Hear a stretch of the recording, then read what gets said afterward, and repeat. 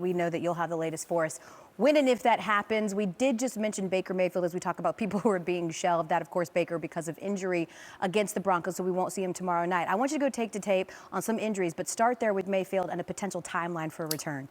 News for a Niners team that, again, is going to be trying to make a little inroads in what looks like a division that is starting to become top-heavy, but we're seeing a little separation there. Adam Schefter joining us here to Google Series. Cody Bellinger has come up clutch as we go out live to Dodger Stadium and are joined by MLB reporter Alden Gonzalez, who's joining us now.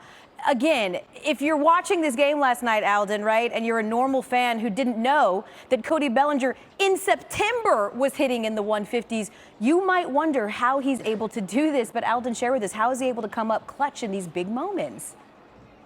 You know, it was a complete momentum changer because Dodger Stadium was as quiet as a church until that moment. We saw something similar happen last year with Corey Seager, right, who really turned things around for them.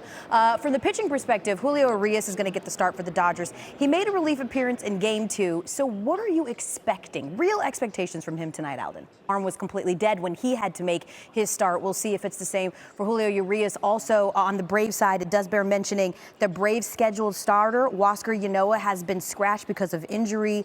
He will now be replaced by right-hander Jesse Chavez, who's going to serve as the opener as Atlanta is pitching a bullpen game tonight. Alden Gonzalez breaking down Game 4 for us ahead. Football. Kimberly A. Martin is joining us there as we are getting ready for kick, and Louis Riddick is going to join us in a second for some analysis. I'm going to start there with UK Mart. What is the expectation for a Browns offense that is now Case Keenum led?